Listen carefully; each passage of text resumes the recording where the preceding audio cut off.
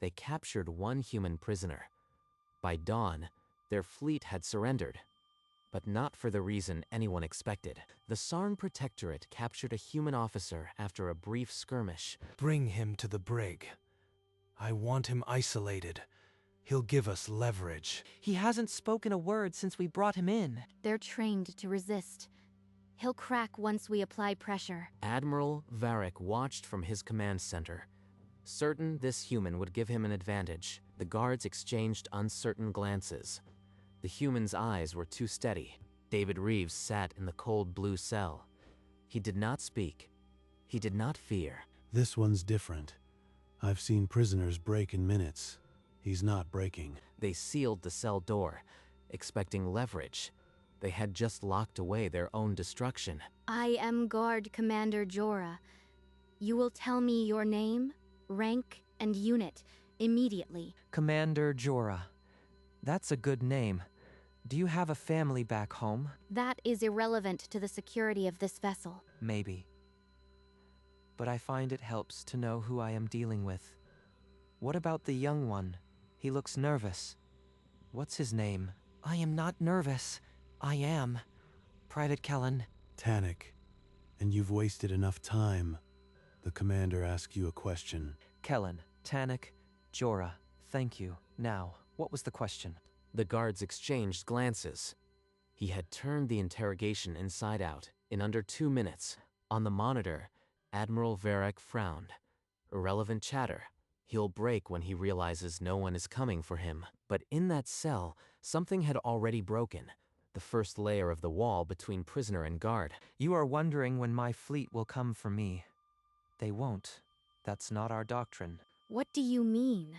Every fleet retrieves its own officers. Humanity has a different approach to prisoners. I am here for a reason, Commander. The guards exchanged uncertain glances. His words hung in the cold air, promising something none of them understood.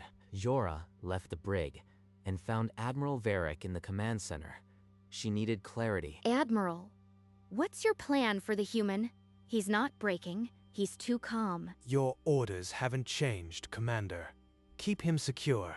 He'll break when the fear sets in. Something tells me this prisoner is more dangerous than the Admiral thinks.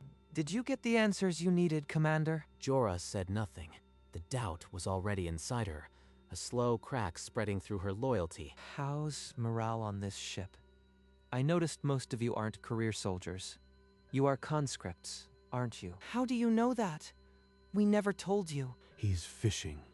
Don't give him anything. I know because the Protectorate has been conscripting for 2 years. That's public data. The question is, do you believe in this war? That's enough. We have our orders. From his quarters, Admiral Varric watched the exchange. He deemed it harmless chatter, a prisoner's desperate attempt at rapport. He tapped his console. Increase the cell temperature. Remove his bench. He'll learn discomfort soon enough. Jorah received the orders with a stiff nod, but she didn't move to enforce them. He's still calm. Making him suffer won't change that.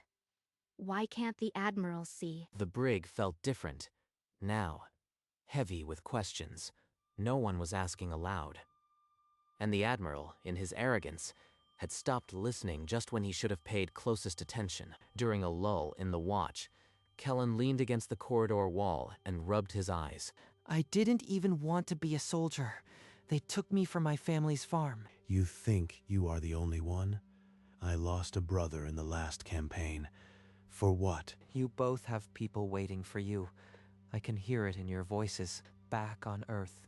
When we go to war, we don't forget home. It's why we fight, so we can go back. The guards said nothing, but their expressions softened. For the first time, they were listening.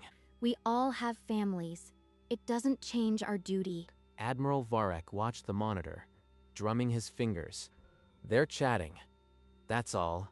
Conscripts always complain. But this human isn't complaining. He's making us remember why we want to survive. The wall between prisoner and guard had grown thin, thin enough to see through, thin enough to question. Let me explain something, Commander. Your fleet's supply lines have been stretched thin for months. How do you know our supply situation? I've seen your deployment patterns. The human fleet is positioned to cut those lines by tomorrow. He's lying. He's trying to scare us. And the Protectorate's history of using conscript units as bait. That's not a lie. Ask your veterans. He knows. The things we've seen. Your admiral is sending you to die. I am not telling you to revolt. I am telling you to survive. The guards stood frozen. The pieces clicked, and the picture was a slaughter. He's right. We're not soldiers to them. We're currency. In that moment, the brig became a confessional. And David had just absolved them of their duty to a lie. Night watch dropped over the ship. In the admiral's absence, the guards were left alone with David. We never wanted this war. Humanity fights only when pushed, and we fight to protect, not to conquer. Our greatest strength isn't our weapons. It's our refusal to break. We endure. I don't think we should report this. He's just talking. Talking can be dangerous. The Admiral would want to know. Report me if you must. But ask yourself, what would you want for your family? To survive? He's offering us a way out, but duty demands I silence him. The guards' hushed argument filled the corridor. Some wanted to listen. Others feared where it might lead. I am not asking for rebellion, just for you to see the truth. Your leaders are spending your lives. By the end of the watch, the guards were split, a fracture no one reported, and the Admiral slept on, oblivious. Word of the calm human traveled fast. Soon, off-duty guards drifted toward the brig, drawn by whispers. Humanity has been pushed to the brink many times. We lost billions in the asteroid wars, but we rebuilt every time. We refuse to break. Endurance is our greatest weapon. It's not about winning, it's about surviving. He's not even threatening us. He's just telling us what happened, and somehow that's worse. He's not lying. I've seen the casualty lists. The Protectorate has been throwing lives away for months. A grudging respect settled over the gathered guards. The prisoner wasn't begging or resisting. He was simply unshakable. An aide's voice over the comm. Admiral, unusual chatter among the crew. The prisoner is drawing attention. Morale is shifting. Conscripts complain. It's what they do. Keep monitoring communications. If they start spreading defeatism, lock them down. He ordered increased surveillance on the brig, convinced the problem was merely one of discipline. He was wrong, and so the prisoner's words spread like a quiet fire through the ship. The Admiral still thought he held the winning card. Admiral Varric could feel the shift on his ship. The quiet was wrong, too compliant, too thoughtful. You've tolerated this long enough. Prepare the brig. I will break this human myself. Jorah received the order with a stiff salute, but her heart hammered. This could go terribly wrong. She returned to the brig and signaled the guards to ready for the Admiral's arrival. The Admiral is coming. He thinks he can break you. Then we'll talk. I've been waiting for him. The guards exchanged glances. David's calm was unnerving. The confrontation they dreaded was now upon them. If the Admiral fails, if he can't break a single prisoner, what does that mean for the rest of us? Heavy footfalls echoed in the corridor. The brig door hissed open. David sat upright, his eyes steady. The moment was here, and he was not afraid. Admiral Varric strode into the brig, his boots echoing on the metal floor. The guard snapped to attention, but David didn't move. You've been talking to my crew, spreading lies. That ends now. You will tell me everything. Admiral Varric, I know your record. The victory at Tarnus, the ambush at Demos, the 4,000 you sacrificed to hold the line for nothing. How do you know about Demos? That was classified at the highest levels. The guards exchanged stunned glances. The prisoner knew the Admiral's darkest secret. Did you think humanity wouldn't study its enemies? We know every failed campaign, every lost ship. The Protectorate is bleeding, and you know it. Enough. I am not the one in chains here. You are the one who will break. But his voice cracked. The guards saw it. Their admiral, cornered by a man with no weapon, no power, nothing but the truth. The admiral stepped back, breathing hard. For the first time, he looked at David not as a captive, but as a threat. The brig fell silent. The admiral had come to break a prisoner and left as the broken one. He stormed out of the brig, barely containing his fury. Jorah followed, a question burning inside. Admiral, is it true? What he said about Demos. How dare you question me?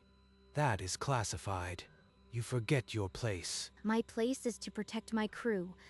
If you've been lying, we have a right to know. One more word, and I'll have you relieved of duty.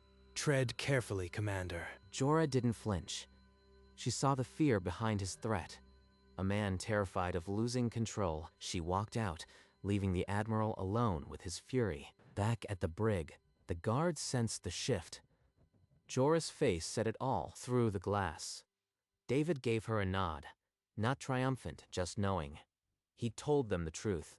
Now it was their turn. By morning, the story had spread.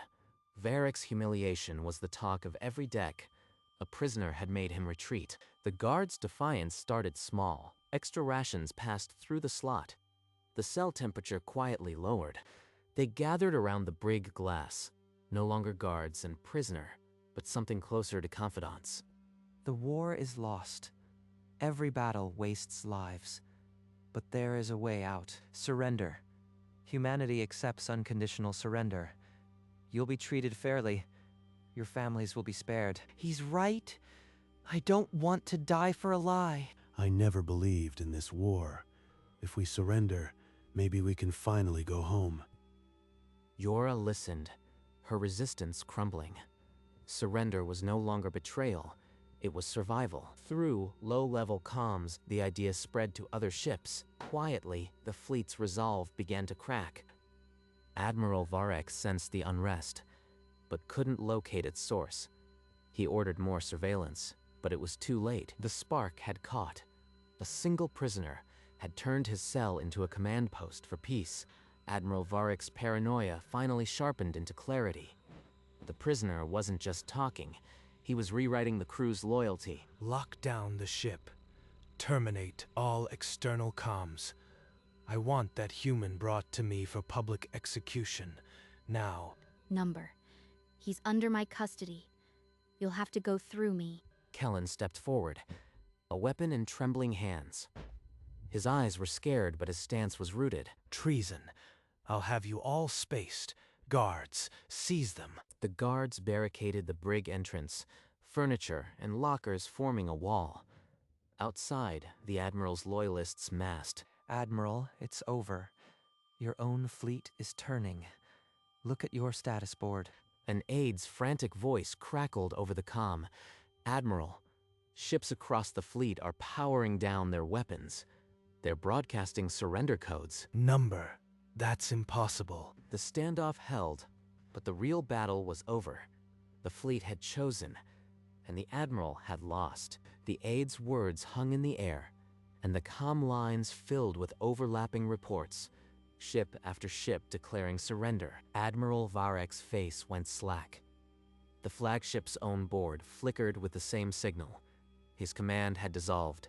They're choosing to survive, Admiral. Just like you should. For a long moment, the only sound was the low hum of the ship and the soft click of weapons being lowered. Stand down. All of you, stand down. His loyalists hesitated, then backed away, their weapons pointing to the deck. The barricade came down, board by board. Jorah exchanged a glance with Kellen. The impossible had happened. They had not fired a single shot. It's done. Your families are safe now. Admiral Varric stumbled away, a ghost in his own ship. The brig was no longer a prison. It was the bridge of a new command. David remained seated, his calm unbroken. He had turned a fleet without ever raising a sword. Morning light sliced through the brig porthole, painting a warm stripe across David's weathered face. Lieutenant Reeves, it's over. The fleet has surrendered. We're releasing you. Thank you, Commander. You made the right choice. Now let's make it official. They walked together to the command center, now under the guard of Jorah's own soldiers. Admiral Varric sat detained in the corner, his insignia stripped. Will you oversee the surrender? We need a representative humanity will trust. I will. Send the broadcast. The surrender beacon pulsed across the system. One by one, Protectorate ships answered with silence and dark running lights. On the edge of the system, the human fleet dropped out of warp, not as conquerors, but as witnesses to a victory. They had not fired a shot to win. In his quarters, now a cell, Varric stared at the wall, hearing the quiet hum of a ship that no longer answered to him. One prisoner, one truth. It was enough. On the human flagship's bridge, the ranking officer clasped David's hand and offered the fleet's gratitude. Our doctrine is simple. Captured personnel are trained to tell the truth about the war's futility. Desperate people just want a reason to stop. They wanted a way out. I gave them one. On the Protectorate flagship, Admiral Varric stared through his cell porthole at the darkening fleet. Ship by ship, the lights winked out, the weapons depowered, the crews already being evacuated. Varric's composure crumbled. He finally understood.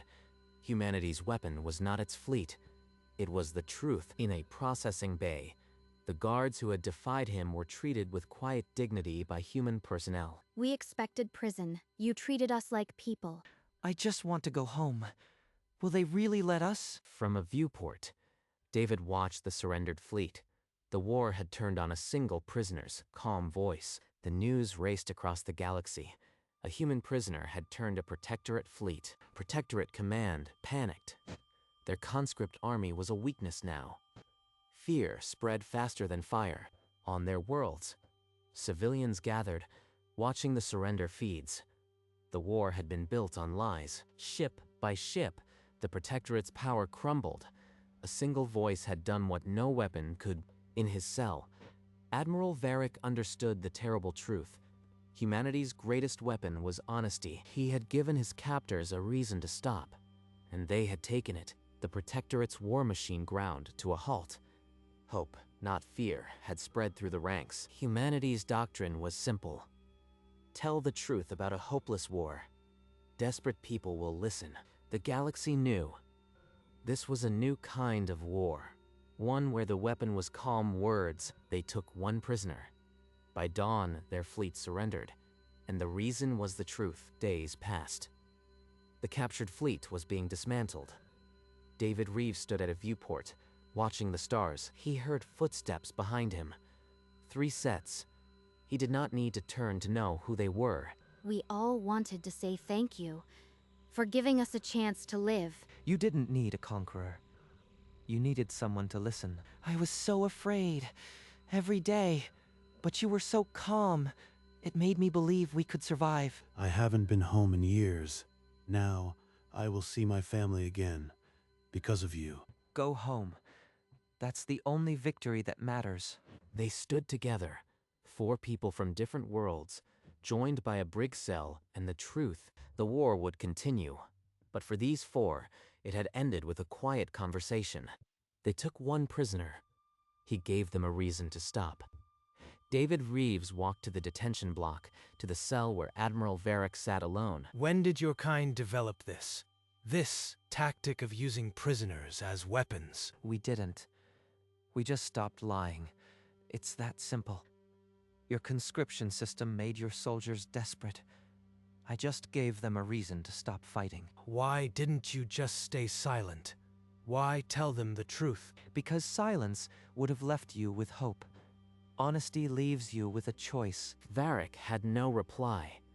The truth was a weapon he had never seen coming. David turned and walked away, his footsteps echoing down the corridor. The Admiral sat alone in the cold silence, the weight of his choices pressing down. He was alone now, with nothing but the truth and the ghost of his command. The brig cell was empty now, the warm light falling on a bench that had held a revolution. On the glass, a ghost of a handprint remained. the last trace of a prisoner who spoke only truth.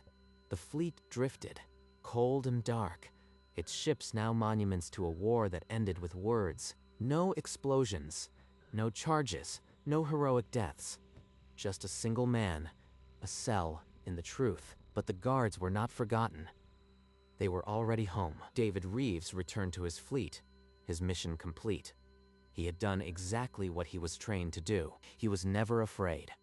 Truth gives people a choice, he said. That's all they needed. And that was the terrible secret. Humanity's greatest weapon was not a weapon at all. They took one prisoner.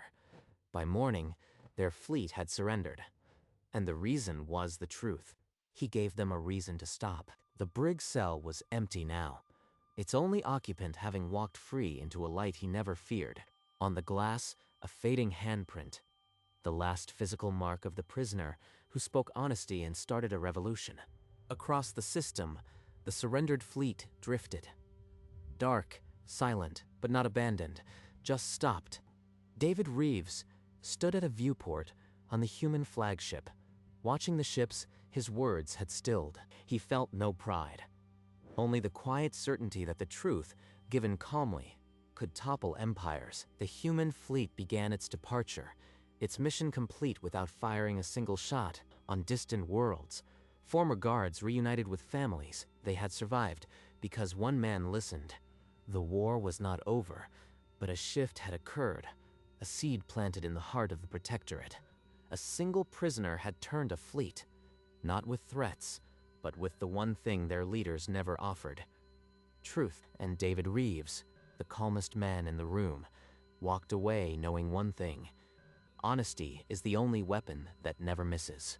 That cell would sit empty for months, a quiet monument to the day an empire broke on the rocks of a single man's calm. The fleet, dark and silent, hung in orbit like a graveyard of old ambitions, its weapons cold, its crews home. Somewhere, Jorah, Kellen, and Tannic sat at a dinner table, laughing with people who had once been told they would never return. David Reeves watched the stars, his face half lit by the warm glow of a control panel, and he did not smile. He simply was. The human fleet departed, its engines a soft gold against the void, leaving behind only a lesson whispered across the galaxy.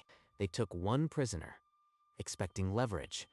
They received one truth, and it shattered their will to fight.